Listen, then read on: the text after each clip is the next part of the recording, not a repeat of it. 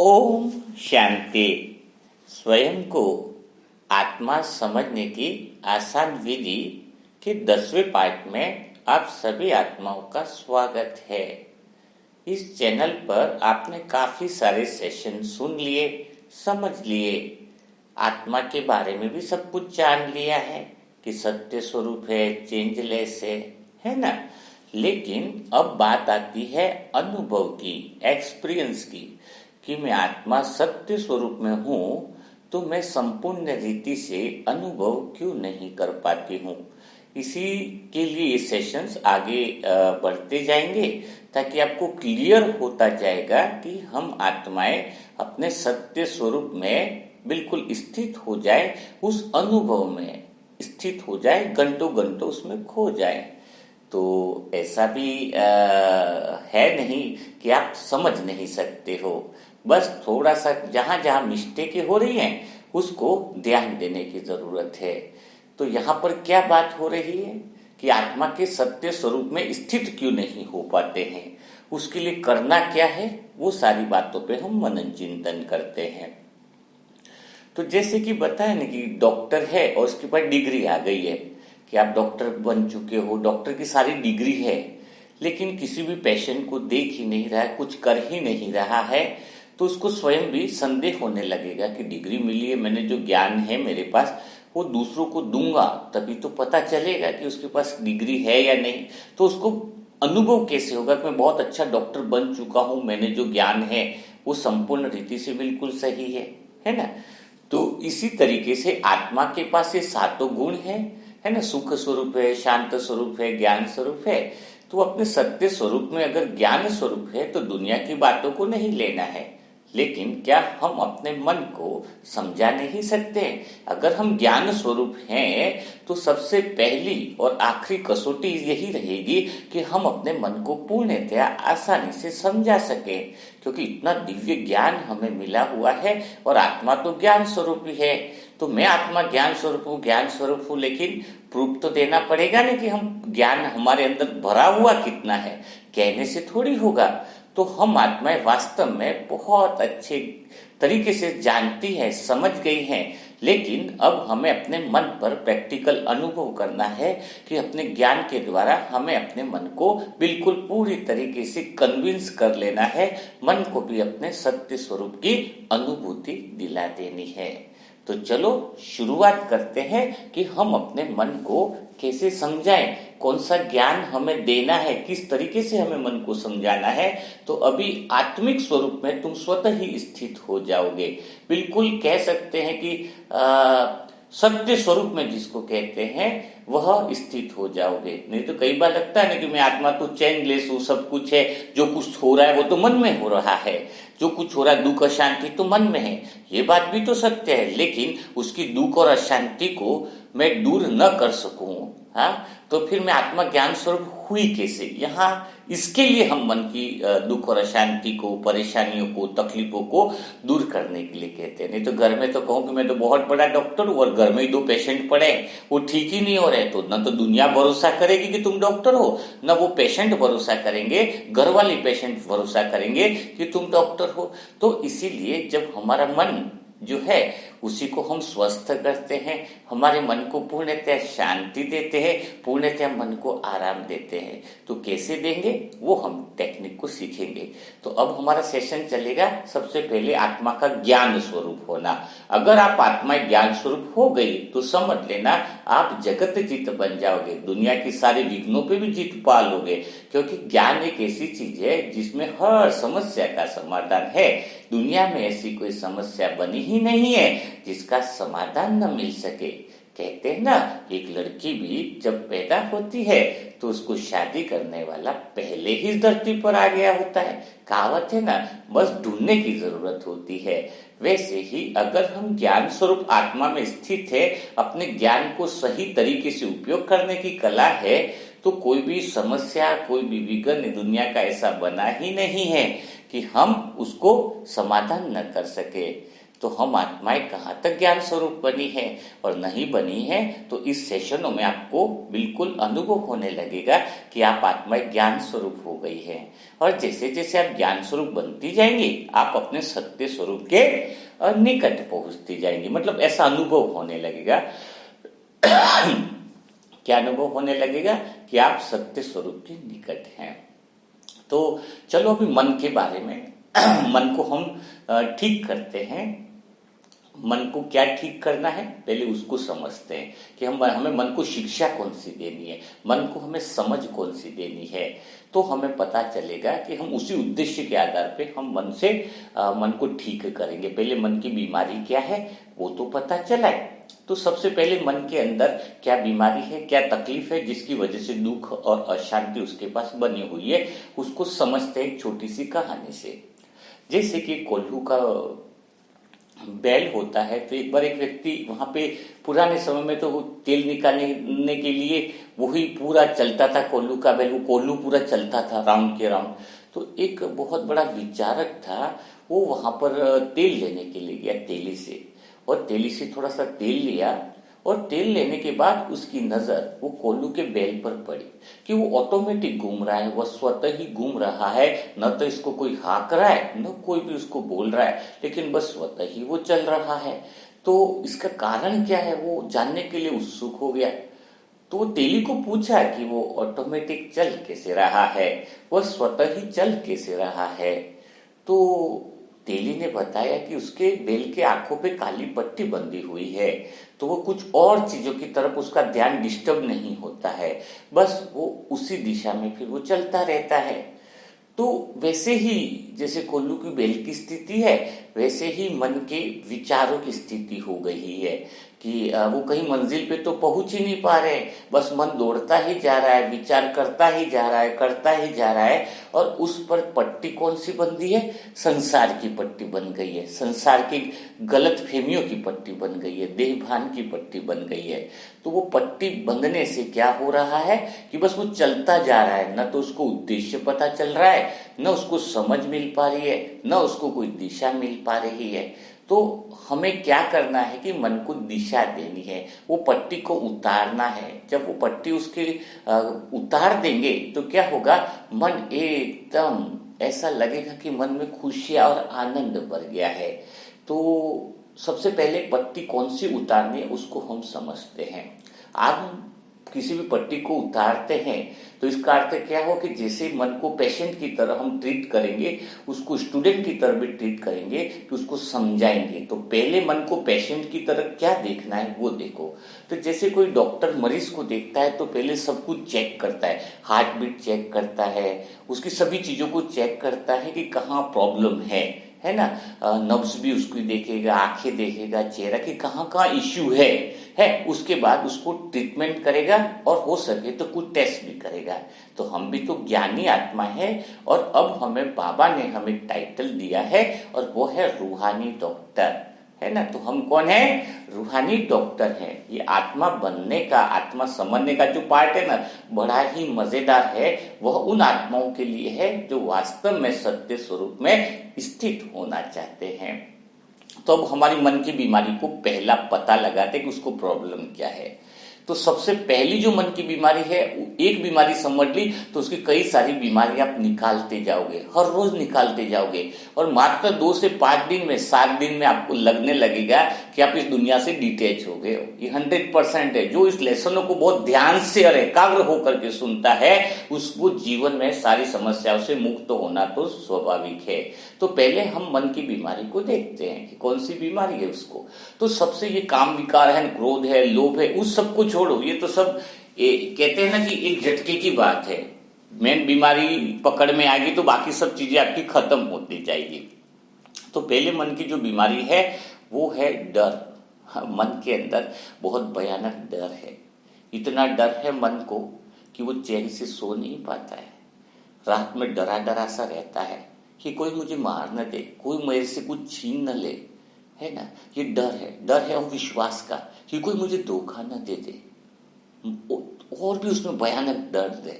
कौन सा डर छुपा हुआ है, जिससे प्रेम करता है कल वो कहीं चला न जाए, है ना।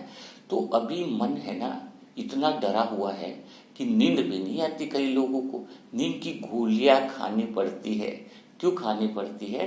क्योंकि मन जो है एक गलत फहमी में है कि मैंने बहुत कुछ पा लिया है, और अंदर से इसी बात का डर है कि जो पा लिया वो कहीं छीन न जाए, कल वो चला न जाए, है ना। तो आप देखोगे कि आज सारे संसार के अंदर आत्माएं कितनी भी पा ली, करोड़पति है, कितना भी है, वो ढंग से नींद नहीं कर पा रहा है, ढंग से विश्राम नहीं कर पा रहा है, ढंग से सो नहीं पा रहा है। सोने का अर्थ सोना ही नहीं कि उसको नींद आ गई, नींद आने के बाद भी उसको सपने इस तरीके से आ रहे हैं कि उसका मन बेचैन हो जाता है, मन बड़ा परेशान हो जाता है, मन बड़ा तकलीफ में आ रहा है। तो मन की बेचैनी इतनी बढ़ रही है, उसको बीमारी है डर की। उसके अंदर अगर गहराई में देखोगे तो समझ में आएगा। अच्छे डॉक्टर हो ना, तो देखो कि मन कोई पल ऐसा है कि बिना डरे रह रहा है, हर पल तो उसको डर है। अच्छा, कुछ और डर न हो तो थोड़ा बहुत अगर शरीर में हट में कुछ तकलीफ आ गई, पेट में हल्का सा दर्द हो गया तो तुरंत डर कहीं मैं मर न जाऊं। हाँ, हट में भी कुछ लगा तो भी उस बात का भी डर है ही है उसको कि कहीं मेरे को कुछ हो न जाए। आसपास वाले भी डर जाते हैं, अरे यार इसको क्या हो गया, 2 मिनट श्वास रुक जाए, 1 सेकंड के लिए घबराहट आते है चेहरे पे, तो दूसरों सबकी हार्ट बीट हो जाती है। तो बताओ मन कहाँ शांत हो रहा है, मन कहाँ विश्राम कर रहा है क्या है। तो अभी हमें ज्ञान से उस मन को बेचैनी से चैन में लाना है। क्या लाना है?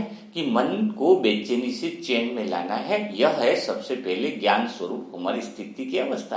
अगर हम मन की बेचैनी को चैन में ले आए, मन को शांति का अनुभव करा दे, मन में शांति का अनुभव हो गया, वो कब पता चलेगा?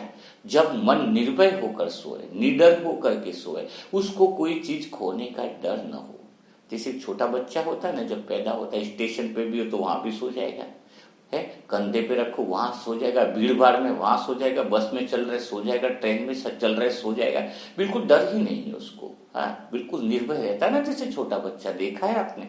और आज तो कोई इंसान अगर ट्रेन में जा रहा है तो वहां पर भी उसको नींद नहीं आती, थोड़ी सी आवाज हो जाए तो अरे किसने चुरा तो नहीं रहा है मेरा सामान, अरे कुछ हो तो नहीं गया, ट्रेन में आवाज आई, कोई एक्सीडेंट तो नहीं हो गया। कितना डरा हुआ है। उस डरे हुए को नाम मैं देना चाहूंगा अनहोनी, है कि उसको हर पल लगता है कि कोई अनहोनी ना हो जाए, चाहे वो बाहर से जितना भी विश्वास कर ले। क्या कर रहा है? उसके लिए वो गलत फहमी पैदा करता है मन। कौन सा गलत फहमी पैदा करता है? अरे मेरे पास तो बहुत कुछ है, मेरे पास तो बहुत प्यार करने वाले भी लोग हैं। एक तरफ जहां पर वो जितना बोलता है कि मेरे पास बहुत बहुत कुछ है, उतना ही बड़ा भय उसके अंदर समाया हुआ है कि कहीं ये चला न जाए, कहीं ये बिखर न जाए। जिससे बहुत ज्यादा प्रेम करता है, अंदर से दूसरी चीज उसकी चलती ही रहती है, क्योंकि संसार है, संसार बाहर से, वो अंदर है। तो जहां पे दो चीजें होगी ना, वहां लड़ाई होती है, जहां पे दो चीजें होगी वहां पे डर होगा, जहां पे दो चीजें होगी वहां पे परेशानी होगी। तभी तो बाबा कहता है कि बाप समान बन जाओ, कि मैं आत्मा बाप समान, मैं न वो रहूं न मैं, मतलब मैं उसके जैसा हो जाऊं, मैं वो न रहूं जो पहले था। अब मैं कौन सा रह जाऊं? मैं बाप समान बन जाऊं, बाप जैसा बन जाऊं। जहां पे दो है ही नहीं वहां डर है ही नहीं। डर तो वहां है जहां पे दो है। दो जन सोएगा तो डर है, एक रूम में दो है तो डर है कि दूसरा कुछ ले न जाए, दूसरा मुझे मार न दे, दूसरा मुझे खत्म न कर दे। और जहां पर एक ही है वहां पे डर किस बात का? एक समान है। मैं आत्मा परमात्मा, मेरे बाबा मीठे बाबा, वो प्यार का सागर, मैं मास्टर प्यार का सागर, मैं आनंद का सागर हूँ। बाबा भी आनंद का सागर है और मैं मास्टर आनंद का सागर बन चुका हूँ। तो डर तो वहां नहीं होता है जहां पर एक होता है, जहां पर दो है वहां पे तो डर होता ही है। जैसे ही मन संसार के माया में फंसता है, माया में उलझता है, तो प्राप्तियां बहुत करता है, बहुत प्राप्तियां करता है, भागता है, लेकिन डर उसका बना हुआ रहता है। तो कैसे मन के डर को खत्म करें, उसको हमें समझना होगा। तो मन का डर तो एक ही चीज से खत्म होगा, एक ही चीज है, एक ही आसरा है, क्योंकि अनहोनी तो होनी है। कुछ अनहोनी न हो जाए कि तुम्हें कोई धोखा न दे, तुम्हारा कुछ लूट न ले जाए, तो मृत्यु की तो अनहोनी होनी होनी, उसका भी तो डर है। उसका भी अगर डर मन को बना हुआ है तो वो कभी चैन से सो नहीं पाएगा, वो परम आनंद में रह नहीं पाएगा, वो परम शांति में नहीं रह पाएगा। तो इस संसार का के अंदर कोई ऐसा सहारा है ही नहीं जो मन को ये विश्वास दिला सके कि तू डर मत, मैं तेरे साथ हूं, तेरे साथ अनहोनी नहीं हो सकती है। संसार का जो व्यक्ति तुम्हें कहता है कि तेरे साथ अनहोनी नहीं हो सकती है, तेरे साथ बुरा नहीं हो सकता, वो खुद डरा हुआ है। एक डरा हुआ व्यक्ति दूसरे के डरे हुए मन को कैसे भला ठीक कर सकता है? सोचो जरा। इसलिए कि आज के गुरु हो गए, जो भी संसार के लोग है गए, कितना स्पीच दे देते हैं, कितना मोटिवेशनल स्पीच दे देते हैं, कितनी बड़ी बड़ी बातें कर देते हैं, लेकिन वो खुद ही अंदर से इतना डरा हुआ है, बोला वो दूसरे को निर्भय कैसे बना सकता है? संभव ही नहीं है। इसीलिए कहा गया है कि अगर मन बिल्कुल निर्भय होना चाहता है, निडर होना चाहता है, शांति की नींद, विश्राम करना चाहता है, बहुत द्वापर युग से भाग लिए, इतना भागा है कि देखे तो प्रेम के आंसू निकल जाए अंदर से कि मेरा मन कितना भागा, कितना परेशान हुआ, कितना बेचैन है, 63 जन्मों में कितनी बेचैनी की नींद सोया है, हर पल डरा हुआ, हर पल सहमा हुआ, मानो उसको कुछ रोग लग गया है। जब भी मैं अपने मन को देखता हूं तो पाता हूं अपने ज्ञान के नेत्र से कि मेरे मन ने जो तकलीफ है 63 जन्मों से सही है, 63 जन्मों से वो दुनिया में जिन धोखेबाजों के साथ अपना दिल तोड़ा है, बार बार विश्वास उसका टूटा है, हर पल डरा हुआ रहा है कि कुछ मिला ही नहीं और कुछ मिला है तो खो न जाए, उसी डर में 63 जन्मों से रहा है। क्या मैं अभी भी अपने मन को ऐसे छोड़ सकता हूं? अभी तो मेरा मन समझने लगा है, अभी तो मेरा मन जानने लगा है, लेकिन मन की एक बड़ी बात है, मन क्या कहता है? मन कहता क्या है? मन की आवाज भी तो सुनी जाए। मन एक बात कहता है कि मैं हूं अभी संसार के किनारे के इस पार, और उधर से कोई आवाज आ रही है कि वो कह रहा है मुझे, क्या कह रहा है कि तू मेरे पास आ जा, निश्चिंत हो जाएगा, तू मेरे साथ रह ले, तू निर्भय हो जाएगा, तू मेरे साथ रह ले, मैं आनंद में आ जाऊंगा। अब मन क्या कहता है? उधर से आवाज तो उसको सुनाई दे रही है, मानो लग रहा है कि कोई भगवान की आवाज है, शिव बाबा की आवाज है, मीठे बाबा की आवाज है। तो जब शुरुआत में कहते हैं तो मन क्या कहता है? मन मान लेता है, तभी तो आए आप ज्ञान में। ज्ञान में क्यों आए? क्योंकि आपने मान लिया। माना क्यों? आपने माना क्यों कि यहाँ पे शांति मिलेगी, आपको बेचैनी से चैन मिलेगा, आपको एक ऐसा सहारा मिलेगा जो आपको निर्भय बना देगा। क्यों मान लिया आपने? तो पहले आने पर मानना होता है। सेंटर में आए ना मन, तो मन क्या लगा? मानने लगा, फिर जानने लगा, फिर समझने लगा। तो मानने की स्टेज तक तो ठीक है, कई आत्माएं मान लेती है, लेकिन मानना है लेकिन अनुभव ही नहीं बना है, तो मन अभी भी डर में रहता है। मानने का अर्थ है कि जैसे अंधे को बोला जाए कि बाहर प्रकाश ऐसा होता है, लाइट ही लाइट है, वैसे ही वैसे है, तो वो क्या बोलेगा? अंधा, अंधे ने तो प्रकाश देखा ही नहीं, बट एक बात कहेगा, चलो तुमने देखा है प्रकाश को, तो मैं मान लेता हूं कि प्रकाश ऐसा होता है। तो जब मन पहली बार आता है, उसको कोई आत्मा और कहती है कि हमने उसको पा लिया है, अभी हम निर्भय हैं, अभी हम निडर हैं, हमें किसी बात का डर नहीं, अभी हमें किसी बात का संशय नहीं, तो मन भी कहता है कि मैं भी उस पार चला जाऊंगा जहां पर तुम हो, जहां पर तुम हो, क्योंकि तुम मुझे बता रहे हो कि वहां पर परम शांति है, वहां पर परम आनंद है। तो मन उस प्रयास में लग गया, मान गया तुम्हारी बात को। किसी को देख कर ही तो आया मन। ब्रह्मा कुमारी ने सीधा भगवान थोड़ी दिखाए किसी को, भगवान दिखाए नहीं, लेकिन कई लोग उसको दिखे हैं, मान गया अंदर से, क्योंकि डरा हुआ है, सहमा हुआ है, परेशान है, तकलीफ में है। वो कहता है कि तुम शांति में हो, तुम उस पार हो जहां पे निर्भयता है, तुम उस पार हो जहां पे विश्वसनीयता है, तुम उस पार हो जहां पे सच्चा प्रेम है, तुम उस पार हो जहां पे सच्चा आनंद है। मैं भी चलूं तुम्हारे उधर, मैं मान लेता हूं। लेकिन कुछ टाइम तक वो वहां पे रहता है, लेकिन मानने से कुछ होगा नहीं, उसको जानना होगा। क्या होगा? उसको जानना होगा। मानने के बाद अगर मन के ऊपर कुछ काम नहीं किया गया, उसको अच्छा ज्ञान नहीं दिया गया, उसको अच्छी समझ नहीं दी गई, तो जान नहीं पाएगा वो। अगर वो जान ले कि उस पार में भी जो दूसरे ने अनुभव किया, दूसरे ने जो प्रकाश देख रहा है, अगर मैं भी वो प्रकाश देख लूं, परमात्मा शिव का निराकार ज्योतिर्बिंदु का प्रकाश देख लूं, वो सुख की किरणों का आनंद ले लूं, तो मैं भी उसमें डूब जाऊं। मन क्या कहता है? मान लिया कि भगवान आया है, मान लिया कि भगवान आया है, मान लिया वो कल्याणकारी पिता, वो दोस्त, खुदा दोस्त आया है, तुम्हारी बात को मैंने मान लिया, तुमने अनुभव कर लिया, पर मैं भी अंदर से थोड़ा संदेह है, अंदर से डर है। लोगों ने मुझे इतना धोखा दिया है, लोगों ने मुझे इतना लूटा है, लोगों ने मुझे इतना परेशान किया है कि अब थोड़ा सा अंदर से संदेह उत्पन्न होता है कि मैं खुद वहां पहुंच के जान लो कि वहां पे प्रकाश है। अब बाई चांस अंधे की आंख खुल जाए, बाई चांस अंधे की आंख खुल जाती है तो उसको क्या दिखता है? अरे प्रकाश है। फिर उसको मानने की जरूरत नहीं है, वो जान लेता है कि वास्तव में प्रकाश है। ये लोग सही बता रहे थे, बहुत गजब की बात है। ये प्रकाश है, आनंद का प्रकाश है, प्रेम का प्रकाश है, सब कुछ यहाँ पर वो है जो मैं आज तक जान नहीं पाया।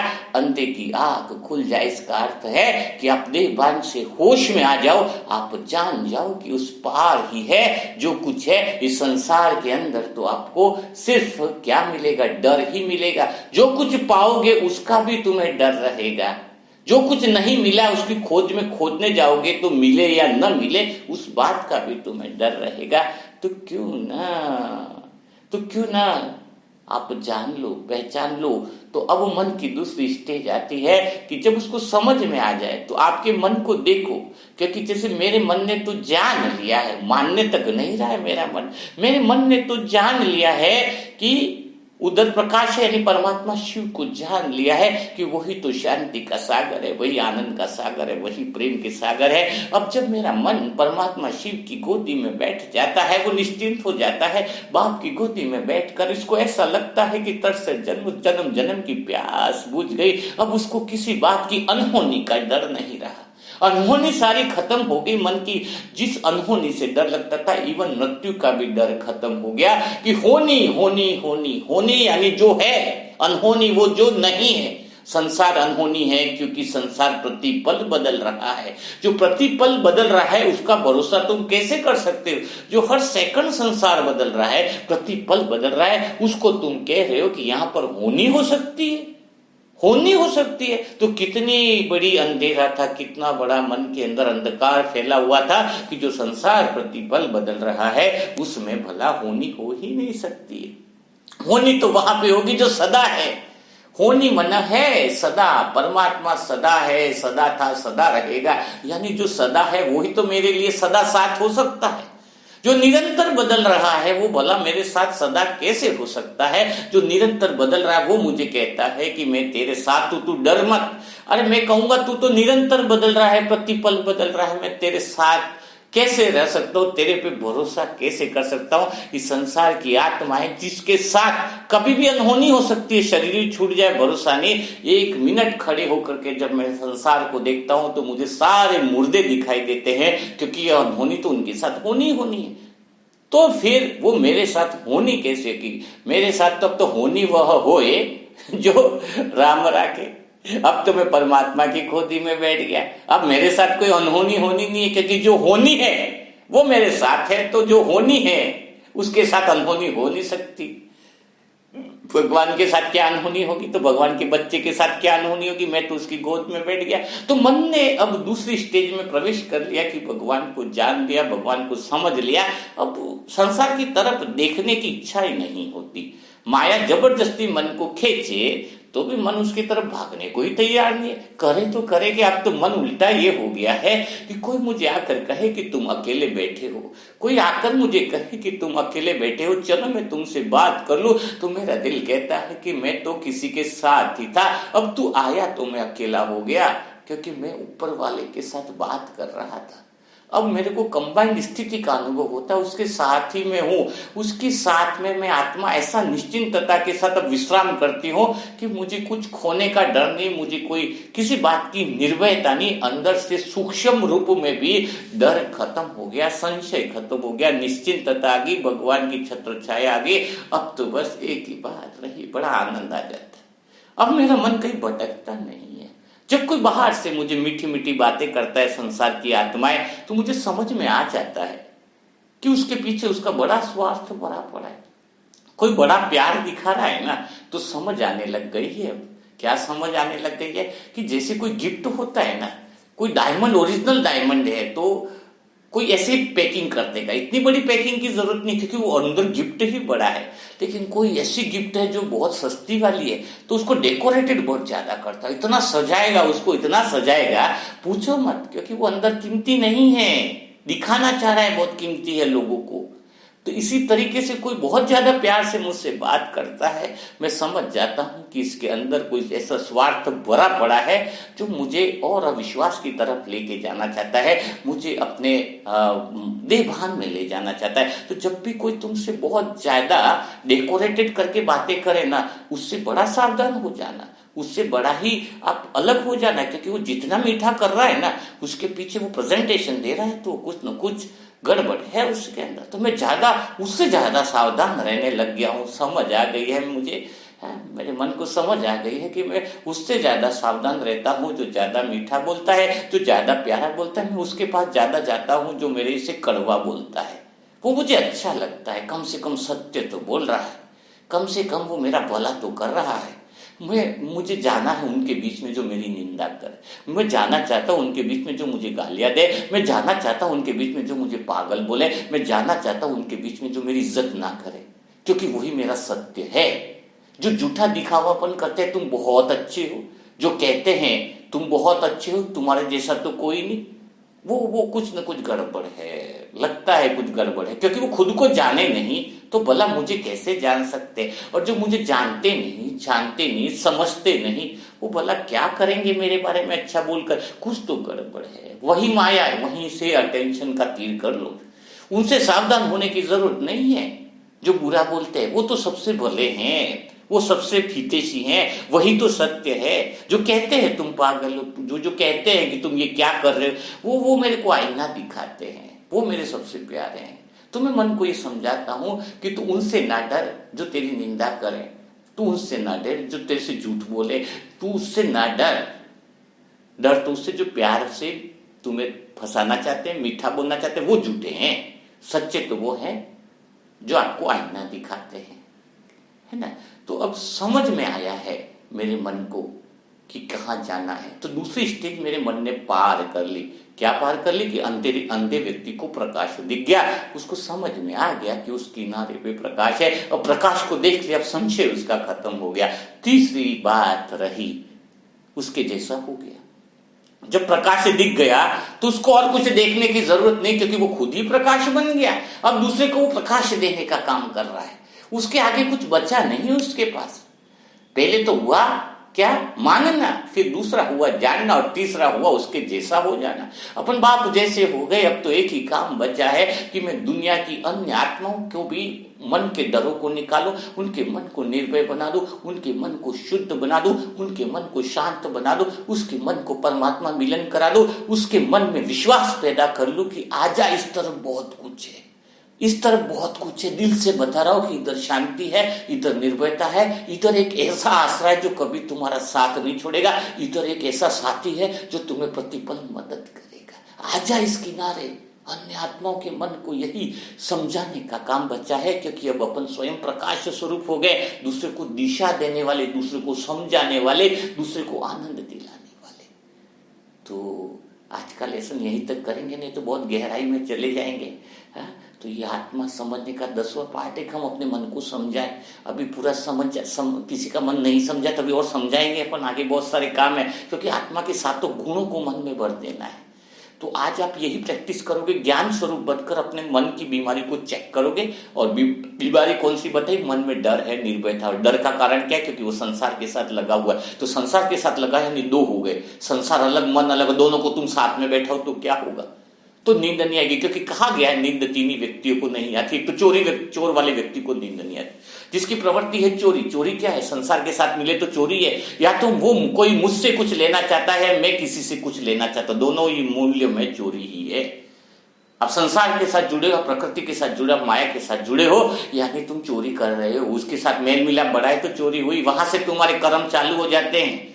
क्योंकि तुम इच्छा कर रहे हो, इच्छा है टाइम में बंधी हुई। टाइम क्या है कि कल मेरी इच्छा पूरी होगी, परसों मेरी इच्छा, आज पूरी नहीं हुई तो कल पूरी होगी। ये माया तुम्हें उम्मीद बना के रखेगी।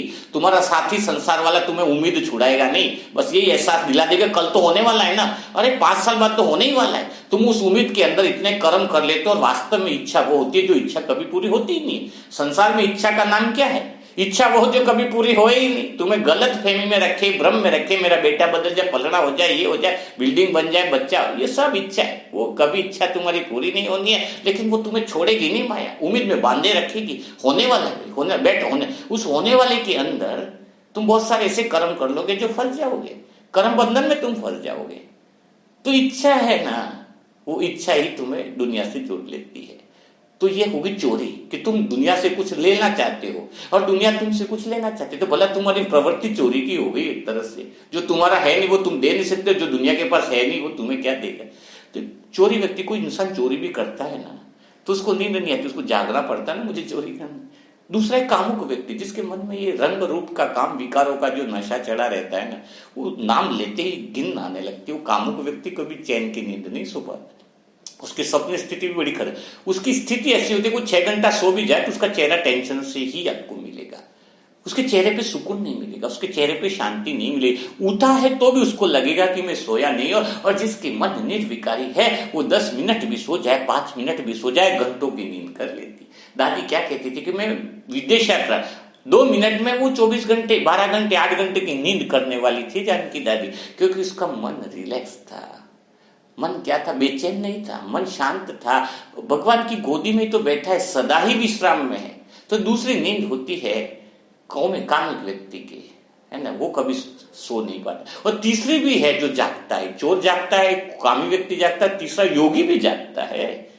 पर जागते हुए भी योगी में नींद है, क्योंकि वो तो विश्व कल्याण कर रहा है, साइलेंस में बैठा है, दूसरों के भय को हटाने के लिए वो नींद से जाग रहा है। उसका जागना और कामिक व्यक्ति का जागना, चोर का जागना, तीनों बातों में फर्क है। योगी भी तो 2-3 घंटे ही सोता है, तो यानी वो बोलेंगे भाई इसको भी नींद नहीं आती। अरे नींद नहीं आती, वो तो 3 घंटे में अपनी नींद को पूरी कर लेता है। बाकी समय इसलिए जागता है क्या कि दूसरों की अच्छी नींद पूरी हो जाए, उनको अच्छे वाइब्रेशन दे सके, उनको मन को शांति दे सके, उनके मन को सुकून दे सके। कितना बड़ा सहज ज्ञान है। मुझे लगता है कि आप अंधेरे से जाग जाओ। आत्मा का अनुभव नहीं हो रहा है? आत्मा का अनुभव इस सेशन को सुनते सुनते ही हो गया होगा आपको। अभी तो बहुत सारे पार्ट है, लेकिन 1 से 9 पार्ट तक बहुत अच्छे से सुनना, जितने भी पार्ट है, क्योंकि उसका जब एग्जाम होगा ना तो सीधा 108 वाले ग्रुप में ले रहे हैं। अभी आप 16,108 में, समझ मत लेना कि आप वहां पहुंच गए। 108 वाली वो आत्मा है जिन्होंने 300 पार्ट अच्छे से समझ लिए। अभी ये 10वां पार्ट आप शायद सुन रहे होंगे, 300 पार्ट है इसके। समझो उस समय तक आपकी स्थिति क्या होगी। तो आपको अंदर से लिखना होगा ग्रुप में कि मैं आत्मा काफी समझ चुकी हूँ। इसका मतलब आपको वो 6 घंटे के योग में शामिल किया जाएगा। तो नंबर आप ले लीजिए 7202921969। ये व्हाट्सएप नंबर है, इस पे ओम शांति लिखकर मैसेज कीजिए, आपका रिप्लाई जरूर दिया जाएगा। आपसे जरूर बात होगी जैसे ही समय मिलता है। तो कल फिर मुलाकात करेंगे कल के सेशन के साथ। आज के सेशन में आपने क्या सीखा, क्या अनुभव किया, आपके मन में थोड़ा सा डर गायब हुआ, तो आप जरूर लिखिए ताकि दूसरे लोगों को भी इसका फायदा मिल सके। तब तक के लिए ओम शांति।